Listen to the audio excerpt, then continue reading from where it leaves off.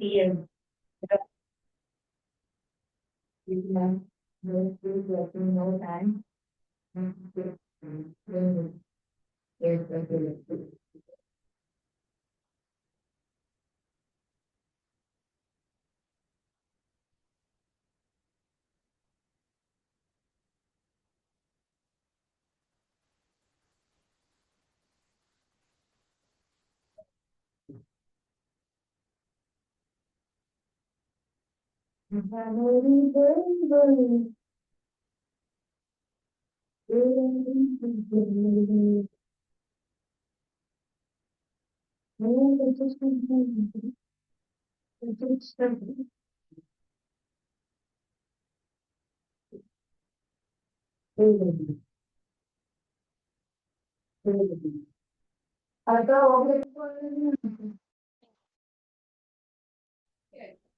जय जिनेन्द्र एवरीवन। मेरी आवाज आ रही है? यस मैम, आ रही है। जय जिनेन्द्र मैम। हाँ, प्रेयर शुरू कीजिए। हाँ। नमो अरिहन्ताणं, नमो सिद्धाणं, नमो आर्यवर्याणं, नमो वज्रायाणं, नमो लोई सवसाहुणं, ऐसो पंच नमोकारो सव्वे पावपनाशिनो, मंगलानं च सर्वेसिं, परमं हवै मंगलम्। जय जिनेन्द्र एवरीवन। जय जिनेन्द्र।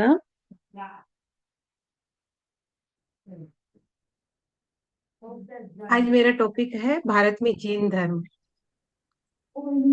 मैम होस्ट कीजिए आप।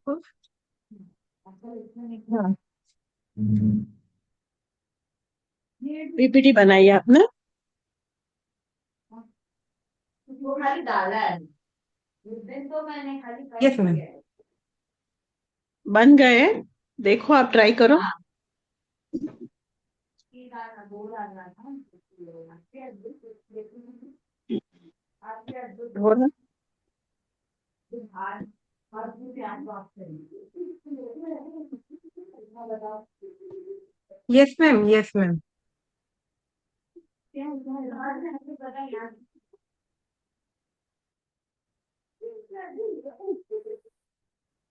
पता नहीं ये कहाँ से आया क्या? ठीक है देखो। पता नहीं टच करके देखो।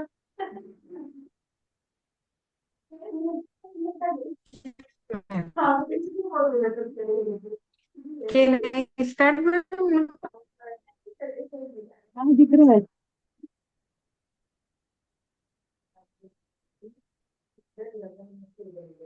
अभी नाम था वो बच्चे ही लगे।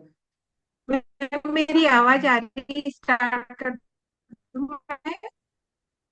आ रही है। सबको आ रही है? All of you are able to listen? हाँ, शुरू कीजिए। Yes ma'am. अभी यहाँ पे मैम मीनाक्षी जी की आवाज थोड़ी ऑडिबल नहीं हो रही, ब्रेक हो रही आवाज है। आ रही है मैम? ब्रेक हो रही है मीनाक्षी जी की आवाज। ट्राई कीजिए, बोलिए। अभी तो पॉज हो गया मीनाक्षी है। मीनाक्षी जी ऑडिबल नहीं हो।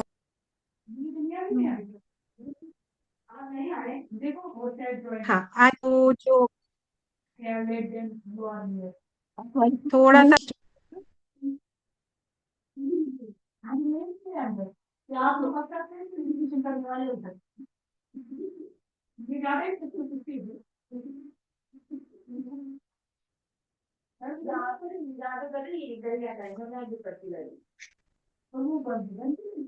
मैम होस्ट कीजिए आप।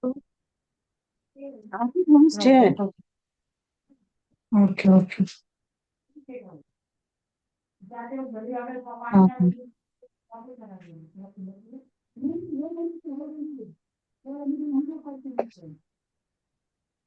ओके। धर्म का स्वरूप के बारे में मैं बता रही हूँ। जैन धर्म के बारे में जानने से पूर्व धर्म शब्द को भली भांति समझ लेना जरूरी है, क्योंकि धर्म के बारे में ज्यादा से ज्यादा गलत धारणाएं हजारों वर्षों से पाली गई है। धर्म न तो संप्रदाय का रूप है, न कोई पंथ, या न किसी जाति के लिए आरक्षित व्यवस्था है। धर्म किसी भी व्यक्ति, समाज या स्थान के साथ जुड़ा हुआ नहीं है। धर्म वह है जो हमारे चित्त को शांत करे, हमारी उत्तेजनाओं का शमन करे और हमारी सहन शक्ति को बढ़ाए। जो नियम, आचरण तथा चिंतन व्यवहार में हमारी सहायता करता है, वही धर्म कहलाता है। जैन धर्म जीवन ज्योति का सिद्धांत है। वह अंतरंग जलता हुआ दीपक है, जो सतत कषायों की तिमिर को हटाने में सहायक होता है। दानात धर्म अर्थात जीवन की समग्रता को धारण करना धर्म है। धर्म की बुनियाद पर ही हमारे पूरे जीवन की इमारत खड़ी है। धर्म के अभाव में आदमी अधूरा है, अपूर्ण है।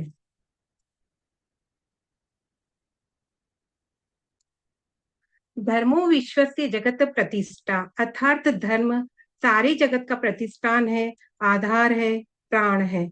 जैसे छोटी सी नाव मनुष्य को सागर से पार लगा देती है, वैसे ही 2.5 अक्षर का धर्म शब्द आत्मा को भव सागर से पार लगा देता है, अर्थात आत्मा को परमात्मा बना देता है। अभी हम जैन धर्म के बारे में पढ़ रहे हैं, तो वो मेरा थोड़ा सा टॉपिक उससे रिलेटेड है। जिनेश्वर ने खुद अपने जीवन में जिस धर्म को जिया है, फिर दुनिया को साधना का मार्ग बतलाया है, वह साधकों के लिए धर्म हो गया है। जिनो अर्थात तीर्थंकर ने इस धर्म की परूपणा की है, अतः इसका नाम हो गया जिन धर्म या जैन धर्म। 10वें कालिक, उत्तराध्ययन और सुत्त कृतांक आदि आगम साहित्य में जिन शासन, जिन धर्म, जिन प्रवचन आदि शब्दों का प्रयोग हुआ है। भगवान महावीर के पश्चात जैन धर्म इस नाम का प्रयोग सर्वप्रथम जिन भद्रगणी क्षमा शमन अपने विशेषावश्यक भाष्य में किया है। उसके बाद उत्तरवर्ती साहित्य में जैन शब्द व्यापक रूप से प्रचलित हुआ।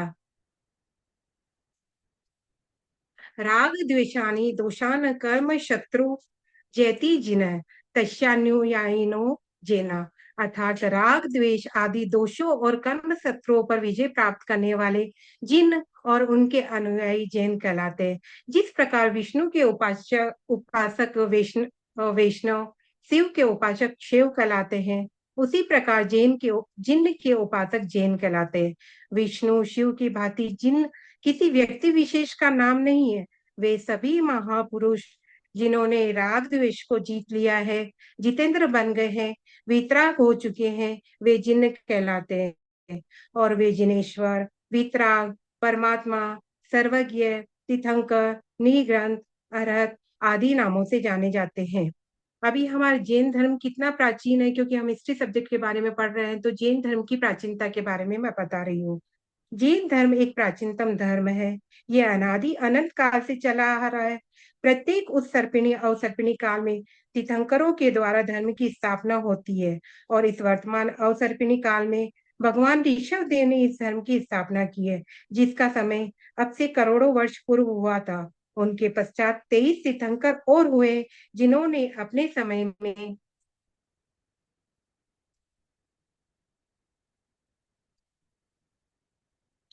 जैन धर्म का प्रचार किया। इन्हीं तीर्थंकरों में भगवान महावीर अंतिम अर्थात 24वें तीर्थंकर थे। उन्होंने कोई नया धर्म नहीं चलाया, अपितु उसी जैन धर्म का पुनरुद्धार किया जो तीर्थंकर ऋषभ देव के समय से चला आ रहा था। भगवान ऋषभ देव से पूर्व मानव समाज पूर्णतः प्रकृति पर आधारित था। काल क्रम में जब मनुष्य की जनसंख्या में वृद्धि एवं प्राकृतिक संसाधनों में कमी होने लगी, तो मनुष्य में संचय वृत्ति का विकास हुआ तथा स्त्रियां, पशुओं और खाद्य पदार्थों को लेकर एक दूसरे से छीना झपटी होने लगी। ऐसी स्थिति में भगवान ऋषभ देव ने सर्वप्रथम समाज व्यवस्था एवं शासन व्यवस्था की नींव डाली तथा असी मसी कृषि एवं शिल्प के द्वारा अपने ही श्रम से अपनी आवश्यकताओं की पूर्ति करना सिखाया। उन्होंने ये अनुभव किया कि भोग सामग्री की प्रचुरता भी मनुष्य की आकांक्षा व तृष्णा को समाप्त करने में असमर्थ है। इसलिए उन्होंने स्वयं परिवार एवं राज्य का त्याग करके वैराग्य का मार्ग अपनाया और लोगों को त्याग एवं वैराग्य की शिक्षा देना पुनः प्रारंभ किया।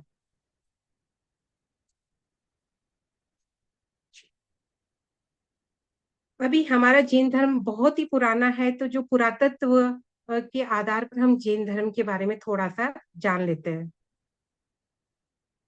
पुरातत्व के आधार पर जैन धर्म। पुरातत्ववेत्ता भी अब इस बार को स्वीकार करने लगे हैं कि भारत में वैदिक सभ्यता का जब प्रचार प्रसार हुआ, उस उससे पहले यहाँ जो सभ्यता थी वह अत्यंत समृद्ध एवं समुन्नत थी। प्रागवैदिक काल का कोई साहित्य नहीं मिलता है, किंतु पुरातत्व की खोजों से कुछ नए तथ्यों पर प्रकाश पड़ता है। सन 1922 में और उसके बाद मोहनजोदड़ो और हड़प्पा की खुदाई भारत सरकार की ओर से की गई थी। वहां पाई गई मोहरों, ताम्र पत्रों तथा पत्थर की मूर्तियों से उनके धर्म का पता चलता है। सबसे पहले मोहनजोदड़ो में क्या क्या हमें मिला उसके बारे में बताती हूँ। मोहनजोदड़ो में कुछ ऐसी मोहरें मिली जिन पर योग मुद्रा में योगी मूर्तियां अंकित है। एक मोहर ऐसी भी मिली जिसमें एक योगी कायोत्सक मुद्रा में ध्यान लीन है। कायोत्सक मुद्रा जैन परंपरा की ही विशेष देन है। प्रोफेसर प्राणनाथ ने मोहनजोदड़ो की एक मुद्रा पर जिनेश्वर शब्द भी पढ़ा है। यहाँ प्राप्त मूर्तियां तथा उनके उपासक के सिर पर नागफण का अंकन है। ये नागवंश का सूचक है। सातवें तीर्थंकर भगवान सुपार्श के सिर पर सर्प मंडल का छत्र था।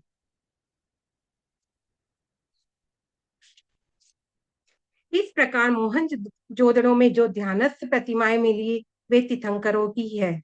ध्यान मग्न वीतराग मुद्रा, त्रिशूल और धर्म चक्र, पशु, वृक्ष, नाग, ये सभी जैन कला की अपनी विशेषताएं हैं। दूसरा, सिंधु घाटी सभ्यता में जैन धर्म की क्या क्या हमको मिले हैं उसके बारे में। सिंधु घाटी सभ्यता का विवरण देते हुए विख्यात इतिहासकार डॉक्टर राधा कुमुद मुखर्जी अपनी पुस्तक हिंदू सभ्यता में लिखते हैं कि उस समय के सिक्कों में ध्यानस्थ जैन मुनि अंकित है, जो द्वितीय शताब्दी उन्होंने शीर्ष 441 पर जिनेश शब्द भी पढ़ा है। डेल्फी से प्राप्त प्राचीन आर्घ्य मूर्ति जो कायसक मुद्रा में है, ध्यान लीन है। उनके कंधों पर ऋषभदेव भगवान की तरह इस राशि लटकी हुई है।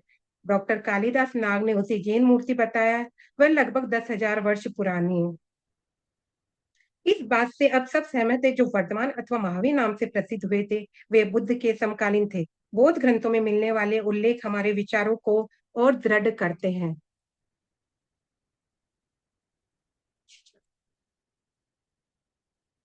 अभी हम साहित्य के आधार पर जैन धर्म के बारे में देखेंगे। ऋग्वेद और यजुर्वेद में जैन धर्म की प्रथम तीर्थंकर ऋषभदेव भगवान का कई स्थानों पर उल्लेख जैन धर्म के वैदिक काल से पूर्व अस्तित्व को सिद्ध करता है। ऋग्वेद, यजुर्वेद, अथर्ववेद और सामवेद तथा बाद के पुराणों में जैन परंपरा से जुड़े अहरत, वातरचना, मुनि, श्रमण आदि शब्दों का उल्लेख मिलता है। अरहत परंपरा के उपास्य ऋषभ का वंदनीय वर्णन अनेक बार हुआ है। ऋग्वेद में वात्रशन मुनि का प्रयोग मिलता है। ये श्रवण भगवान ऋषभ देव के ही शिष्य है। श्रीमद् भागवत में ऋषभ देव को श्रमणों के धर्म का प्रवर्तक बताया गया है। उनके लिए श्रमण, ऋषि, ब्रह्मचारी आदि विशेषण प्रयुक्त किए गए हैं।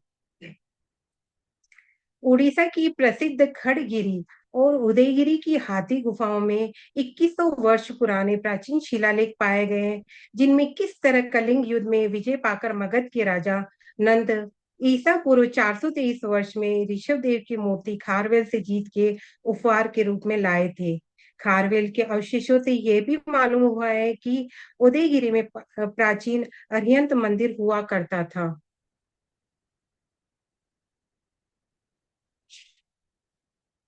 भारत के विविध अंचलों में जैन धर्म मीन्स भारत की पूरे अलग अलग एरिया में कहाँ का जैन धर्म किस तरीके से हमें मिला है उसके बारे में। सबसे पहले मैं बिहार का बता रही हूँ। भगवान महावीर स्वामी के समय उनका धर्म प्रजा के अतिरिक्त अनेक राजाओं द्वारा भी स्वीकृत था। वज्जियों के प्रमुख राजा चेटक महावीर के श्रावक थे। वे भगवान पार्श्व की परंपरा के श्रावक थे। वज्जी गणतंत्र की राजधानी वैशाली थी, जहाँ जैन धर्म का प्रभाव रहा। मगध सम्राट सैनिक प्रारंभ से बुद्ध अनुयायी थे। अनाति मुनि के संपर्क में आने के पश्चात वह निग्रंथ धर्म के अनुयायी हो गए। इसका वर्णन उत्तराध्ययन के 20वें अध्ययन में है। श्रेणी की रानी चेलना चेटक की पुत्री ये श्रेणी को निग्रंथ धर्म का अनुयायी बनाने का प्रयास करती थी। अंत में उनका प्रयास सफल रहा। श्रेणी का पुत्र कुणिक था। जैन आगमों में भगवान महावीर और कुणिक के अनेक प्रसंग है। मगध में शिशु नागवंश के बाद नंद वंश का प्रभुत्व बढ़ा। जैन धर्म के प्रति नंदों का झुकाव उनकी जाति थी। नो नंद का मंत्री शक्ताल था। उनके दो पुत्र स्थूलभद्र और श्रीयक थे। पिता की मृत्यु के बाद स्थूलभद्र को मंत्री पद मिला, पर उसने स्वीकार नहीं किया कि वह जिनसे दीक्षा ले साधु हो गया। तब वह पद श्रीयक को दिया गया। नंद वंश के बाद मगध का साम्राज्य मौर्य वंश के हाथ में आया। उनका पहला सम्राट चंद्रगुप्त था। उसने उत्तर भारत में जैन धर्म का बहुत विस्तार किया। चंद्रगुप्त अंतिम जीवन में मुनि बने। शुद्ध केवली भद्रभाव के साथ दक्षिण में गए थे।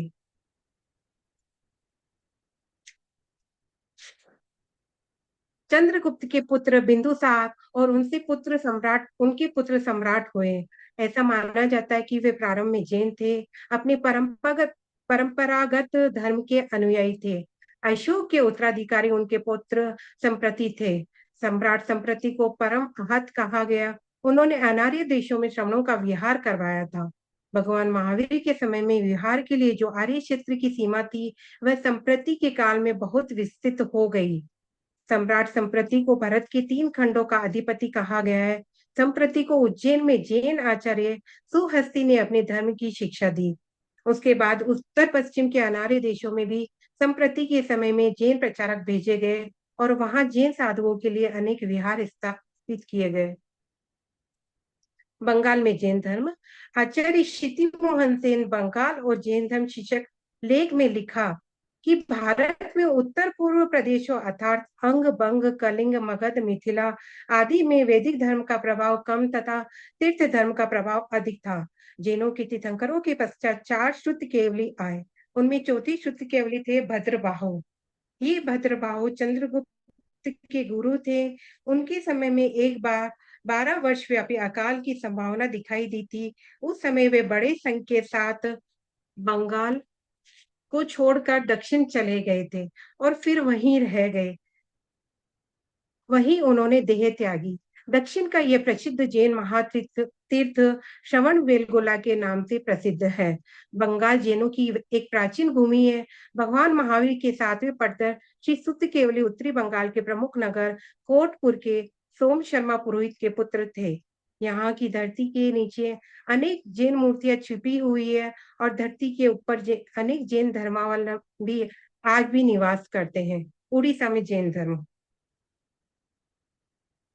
ईसा पूर्व दूसरी शताब्दी में उड़ीसा में जैन धर्म बहुत प्रभावशाली था।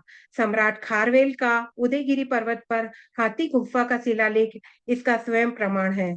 लेख का प्रारंभ नमो अरहंतानम नमो सौ सिद्धानम इस वाक्य से होता है। उत्तर प्रदेश में जैन धर्म। भगवान पार्श वाराणसी के थे। काशी और कौशल ये 2 राज्य उनके धर्मोपदेश से बहुत प्रभावित थे। वाराणसी का अलक्ष्य राजा भी भगवान महावीर के पास प्रवचित हुआ था। उत्तरायण में प्रवचित होने वाले राजाओं की सूची में काशीराज के प्रवचित होने का उल्लेख है। राजस्थान में जैन धर्म।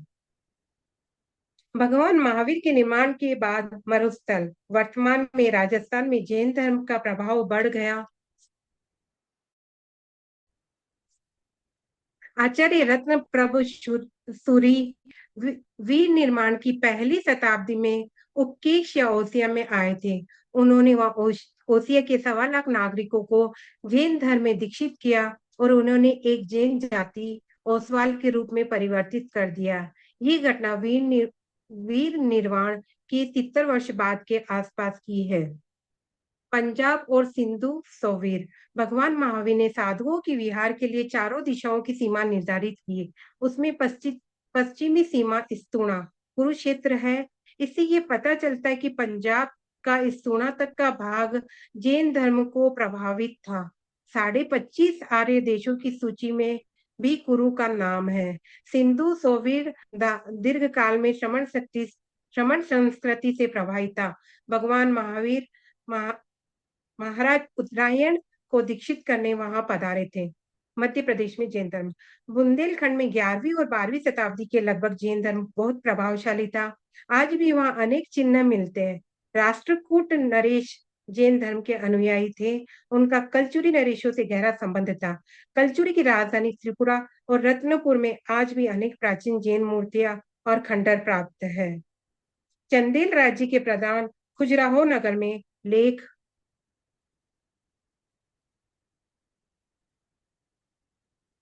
लेख तथा प्रतिमाओं के अध्ययन से जैन मत के प्रचार का ज्ञान होता है। प्रतिमाओं की आधारशिला पर खुदा लेख ये प्रमाणित करता है कि राजाओं के अतिरिक्त साधारण जनता भी जैन मत में विश्वास रखती थी। मालवा अनेक शताब्दियों तक जैन धर्म का प्रमुख प्रचार क्षेत्र रहा।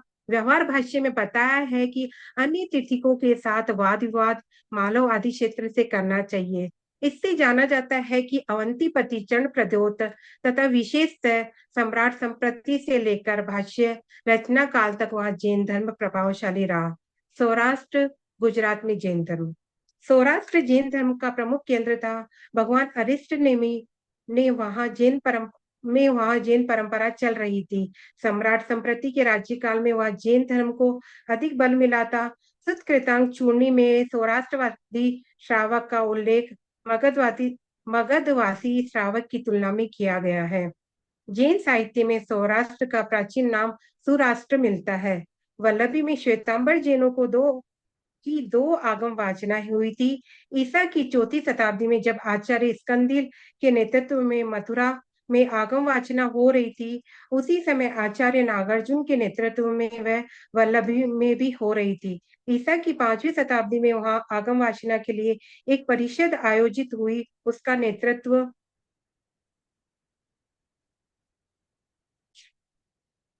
देवादी रानी चमाठमण ने किया। उन्होंने आचार्य स्कंदल की माधुरी वाचना को मुख्यता दी और नागार्जुन की वल्लभी वाचना को वाचांतर के रूप में स्वीकृत किया।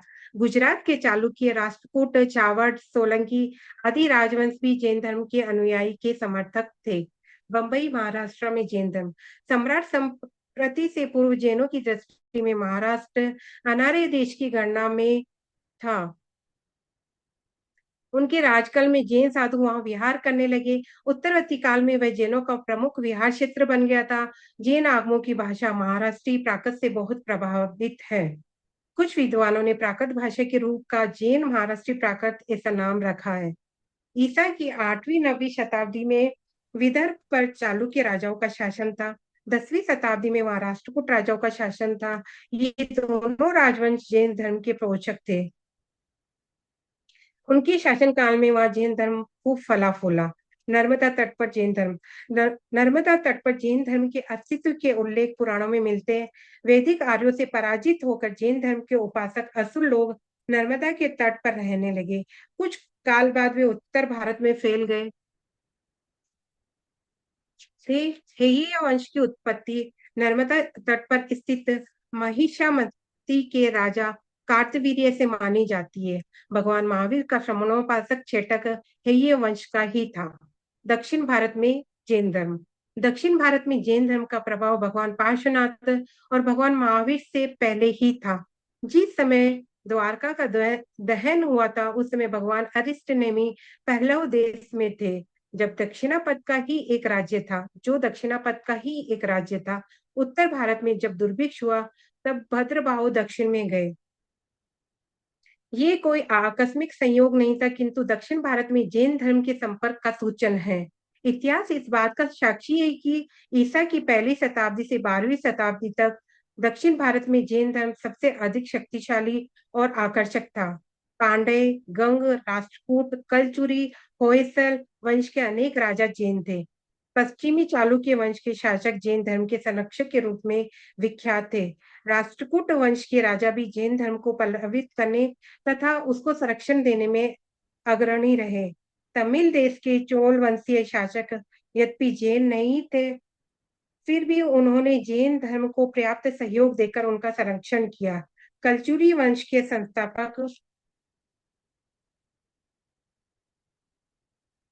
त्रिभुवन विजय के सभी दान पात्रों में जैन तीर्थंकर का चिन्ह अंकित मिलता है। वह स्वयं जैन था। मैसूर के होयसल वंश के राजा जैन थे। विजयनगर के राजाओं की जैन धर्म के प्रति सहिष्णुता रही। उन्होंने अनेक स्थानों पर जैन मंदिर बनवाए, मूर्तियां स्थापित की और जैन मुनियों को संरक्षण दिया। मध्य युग 12वीं शताब्दी के अंत से 18वीं शताब्दी के अंत तक में मुसलमानों के आक्रमण के कारण सभी धर्म परंपराओं को प्रहार सहने पड़े। जैन धर्म भी उनमें से अछूता नहीं रहा। फिर भी उत्तर भारत और दक्षिण भारत में अनेक अंचलों में जैन धर्म के शासक, जैन धर्म के संरक्षक या जैन धर्म के पोषक राजा राज्य करते रहे।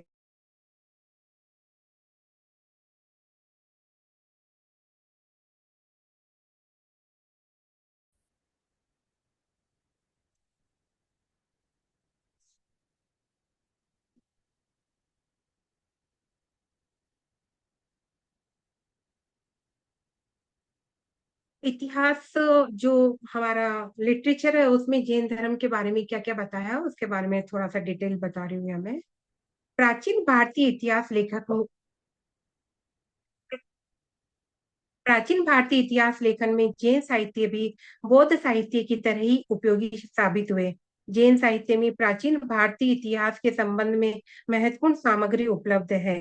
ये साहित्य जैन धर्म के दो मुख्य संप्रदायों श्वेतांबर एवं दिगंबर में विभाजित है। इन दोनों संप्रदायों के न केवल धार्मिक साहित्य में भिन्नता है, अपितु अनुभूति एवं आख्यानों के साथ संबंध रखने वाला उनका साहित्य भी अलग अलग है।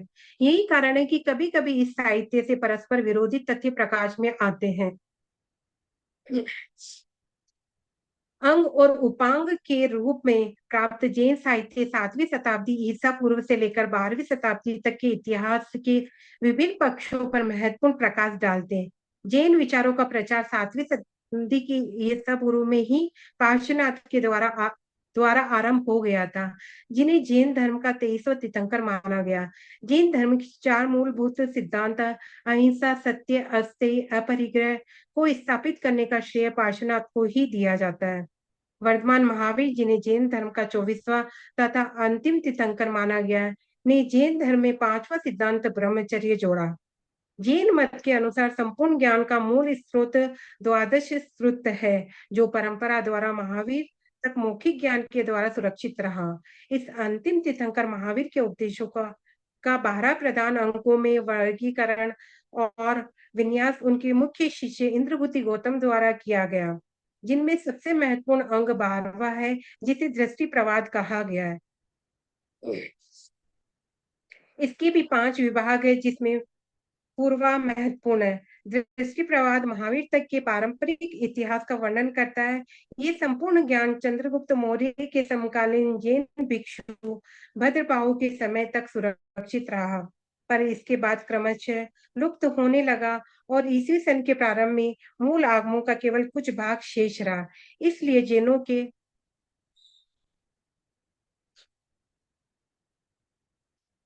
दिगंबर संप्रदाय की इस दिशा जैनों के दिगंबर संप्रदाय ने इस दिशा में पहल की और न केवल पारंपरिक शास्त्रों का पुनरुद्धार किया, अपितु नए और स्वतंत्र ग्रंथों का भी प्रणयन किया।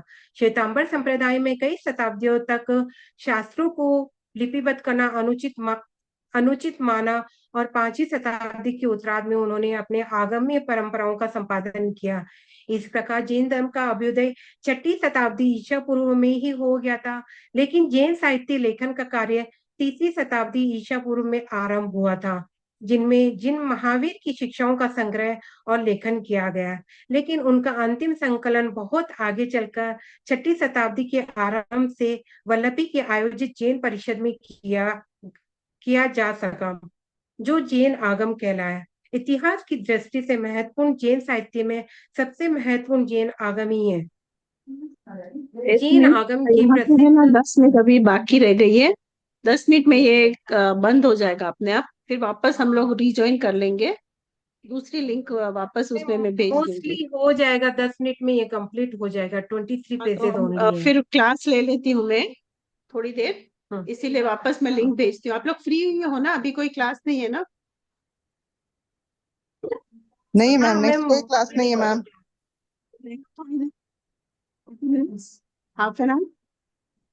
क्योंकि वो अपनी खुद की बात को रोक लेते हैं उन्हें बोलो जल्दी बोलो। कैटेगरी में लाया है।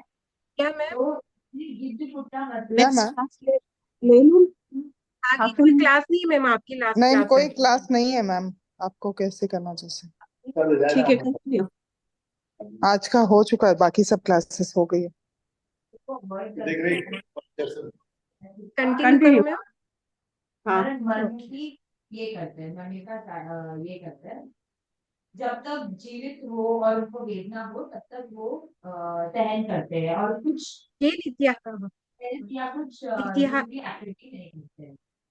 और अभी आता इतिहास है की हमारा दृष्टि से महत्वपूर्ण क्लास जैन साहित्य में सबसे तीन महत्वपूर्ण फलन जैन आगम में प्रसिद्ध स्थान 12 अंगों का, जिनमें प्रमुख है आचारांग सूत्र, भगवती सूत्र, ज्ञाता धर्म कथा, उवासक दशाओं, अंतक दशाओं, अनुत्तरोपाधिक दशा, विवाह सूत्रम आदि। आचारांग सूत्र में जैन भिक्षुओं के आचार नियमों का उल्लेख है। भगवती सूत्र में जैन धर्म के सिद्धांत, स्वर्ग व नरक का वर्णन है। महावीर और उनके समकालीन मुनियों की कथाओं पर प्रकाश पड़ता है। इसमें 16 महाजन पदों का भी उल्लेख है। ज्ञाता धर्म कथा में महावीर की शिक्षाओं का संग्रह है। उपासक दशा में 10 व्यापारियों द्वारा धर्म पालन कर मोक्ष की प्राप्ति का वर्णन है। अनंतगढ़ सूत्र तथा अनुत्तरोपातिक दशा में प्रसिद्ध भिक्षुओं की जीवन कथाएं हैं। विवाग सुमय सूत्र के में कर्म फल का विवेचन है। जैन आगम के 12 अंगों में प्रत्येक का उपांग भी है। इन पर अनेक भाष्य लिखे गए जो निरुक्ति, टुन्नी तथा टीका कहलाते हैं। भद्रबाहु चरित्र से चंद्रगुप्त मौर्य के राज्यकाल की घटनाओं पर महत्वपूर्ण प्रकाश पड़ता है। ऐतिहासिक दृष्टि से वसुदेव हिंदी, व्रत कल्प सूत्र भाष्य, आवश्यक कलिका पुराण तथा कथा कांश भी महत्वपूर्ण जैन ग्रंथ है। पर सबसे अधिक महत्वपूर्ण हेमचंद्र कृत परिशिष्ट वर्णन है, जिसकी रचना ईसा की 12वीं शताब्दी में हुआ। इसमें मौर्य काल तक के मगध सम्राटों की चर्चा हुई है। पूर्व मध्य काल के अर्थात 600 ईसा से 1200 ईसा तक में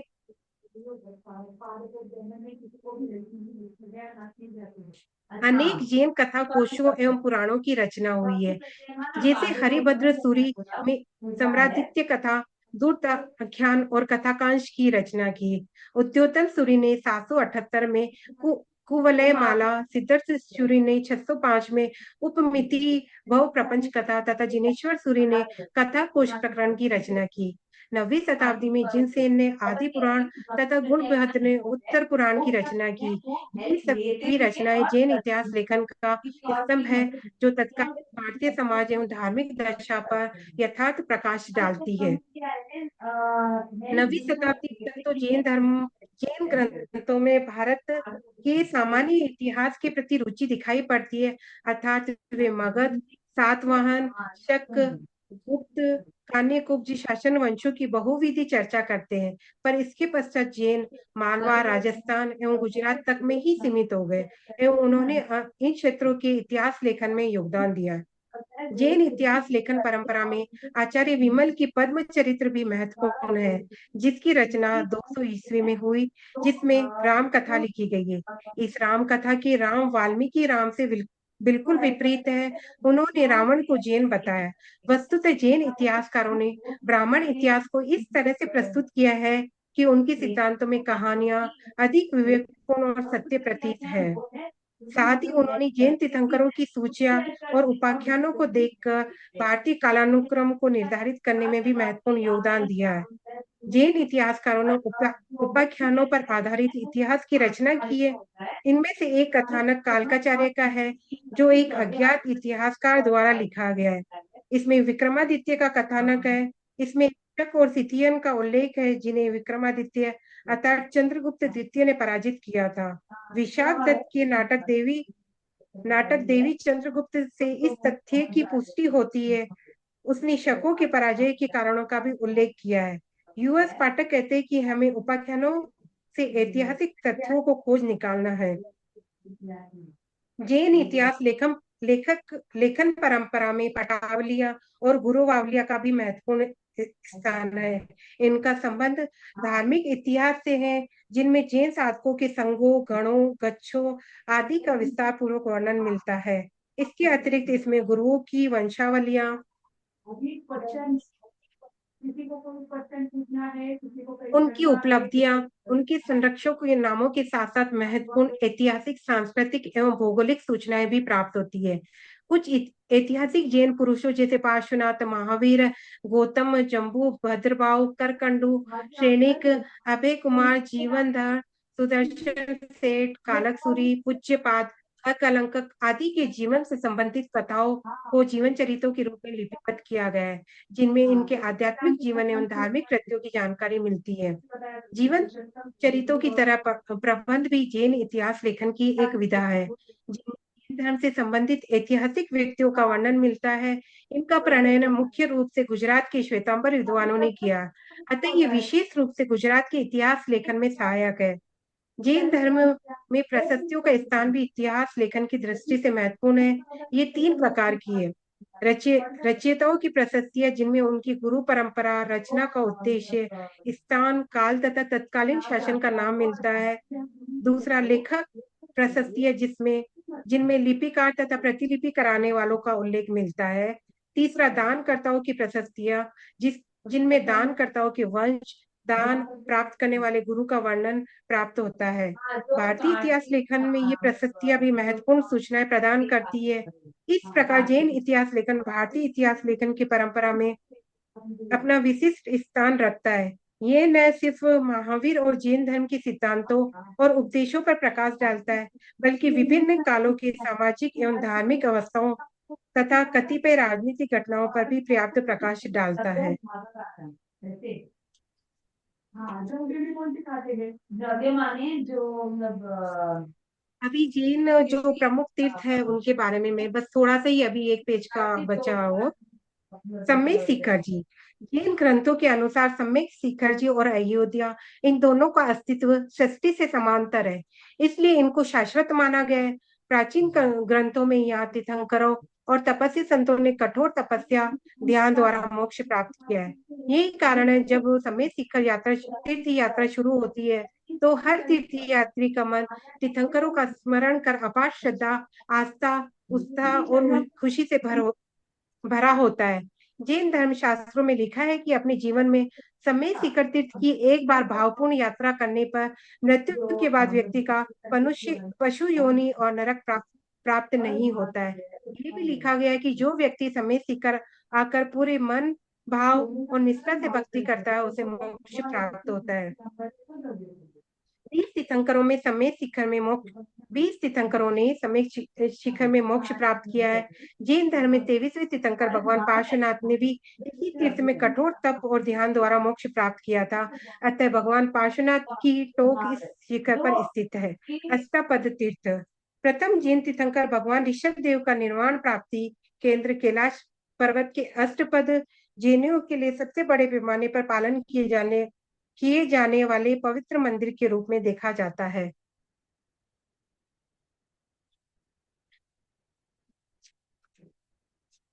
ये लिंक बंद कर दूं, अष्टपद वापस आप कंटिन्यू कीजिए, सब ज्वाइंट हो जाइए।